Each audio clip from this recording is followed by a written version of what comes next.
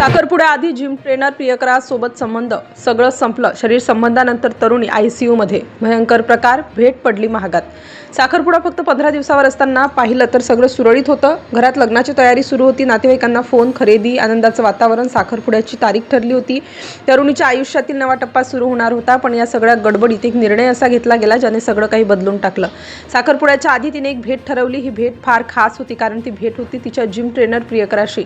काही दिवसांपासून दोघांमध्ये जवळीक वाढली होती. साखरपुडा ठरला असला तरी तिच्या आयुष्यातला हा अध्याय अजून पूर्णपणे संपलेला नव्हता. त्या दिवशी ती घरातून शांतपणे बाहेर पडली. कुणालाही फारसं काही न सांगता ती प्रियकराला भेटण्यासाठी निघाली. तिच्या चेहऱ्यावर हलकीशी चिंता होती पण त्याहून जास्त उत्सुकता होती. भेट शेवटची असेल का की अजून काही बोलायचं बाकी होतं. दोघांची भेट झाली. सुरुवातीला वातावरण साधं होतं. बोलणं, आठवणी, थोडं हसू. पण हळूहळू वातावरण बदलू लागलं. भावनांचा ताबा सुटत गेला. काही निर्णय क्षणात घेतले गेले आणि पुढे जे घडलं त्याने सगळं काही उलटपालट केलं. काही वेळातच परिस्थिती अचानक बदलली. तरुणीची प्रकृती बिघडू लागली. सुरुवातीला दोघांनाही ते फारसं गंभीर वाटलं नाही पण काही मिनिटातच तिची अवस्था गंभीर झाली. घाबरलेला प्रियकर काय करावं हे समजू शकत नव्हता. तिची तब्येत आणखी खालावली. ती अशक्त होऊ लागली. परिस्थिती हाताबाहेर जात असल्याचं लक्षात येताच प्रियकराने घाईघाईत निर्णय घेतला. वेळ न दवडता तिला रुग्णालयात नेण्याचं ठरवलं. स्कूटरवरूनच तो तिला रुग्णालयात घेऊन गेला. रस्त्यात तिची अवस्था आणखी गंभीर होत गेली. प्रत्येक क्षण महत्त्वाचा बनला होता. रुग्णालयात पोहोचल्यावर डॉक्टरांनी तातडीने उपचार चालू केले पण त्यानंतर जे घडलं त्याने आणखी एक प्रश्न निर्माण केला. तरुणीला दाखल करून प्रियकर अचानक तिथून निघून गेला. तो का गेला? भीती, धक्का की अजून काही कारण? डॉक्टरांनी परिस्थिती गंभीर असल्याचं सांगितलं. तरुणीला आयसीयूमध्ये हलवण्यात आलं. तिची अवस्था चिंताजनक होती. रुग्णालय प्रशासनाने तातडीने पोलिसांना माहिती दिली. घटनेची माहिती मिळताच पोलीस रुग्णालयात दाखल झाले. त्यांनी तपास सुरू केला पण सुरुवातीला कुणी स्पष्ट माहिती देण्यास तयार नव्हतं. सगळं काही गूढ बनत होतं. दरम्यान तरुणीच्या कुटुंबियांना माहिती देण्यात आली. अचानक आलेल्या या बातमीनं कुटुंब हादरलं.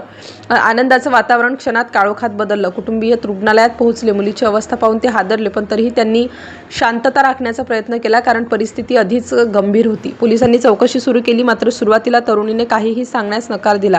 कुटुंबियांनीही ही खाजगी बाब असल्याचं सांगितलं. पोलिसांसमोर अनेक प्रश्न होते. प्रियकर कुठे गेला? नेमकं काय घडलं आणि इतकी गंभीर अवस्था कशी निर्माण झाली? कुटुंबियांनी मात्र तक्रार दाखल करण्यास नकार दिला. त्यामागे एक मोठं कारण होतं. साखरपुडा फक्त 15 दिवसांवर होता. लग्न मोडण्याची भीती त्यांना सतावत होती. या निर्णयामुळे प्रकरण आणखी गुंतागुंतीचं बनलं. पोलिसांनी स्वतःहून तपास सुरू ठेवला कारण परिस्थिती गंभीर होती. दरम्यान प्रियकराची ओळख पटली. पोलिसांनी त्याचा शोध सुरू केला पण तो अद्याप समोर आलेला नव्हता.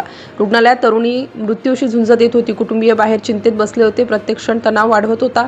या घटनेची चर्चा परिसरात सुरू झाली. साखरपुड्याच्या आधी घडलेली ही घटना सर्वांनाच हादरवून गेली. दरम्यान पोलिसांनी सांगितलं की तपास सुरू आहे. प्रत्येक खुनातून चौकशी केली जात होती. सत्य तपासण्याचा समोर आणण्याचा प्रयत्न सुरू होता पण या सगळ्यांमागचं खरं कारण काय होतं? काय झालं त्या भेटीत? का अचानक प्रकृती बिघडली? आणि शेवटी समोर आलं ते धक्कादायक सत्य. साखरपुड्याच्या आधी प्रियकराला भेटायला गेलेल्या तरुणीने परस्पर संमतीने शरीर संबंध ठेवले मात्र त्या दरम्यान अतिरक्तस्राव सुरू झाला आणि काही मिनिटातच तिची अवस्था गंभीर बनली. तिला आयसीयूमध्ये दाखल करावं लागलं आणि याच भेटीची किंमत तिला जीवावर बेतणारी ठरली.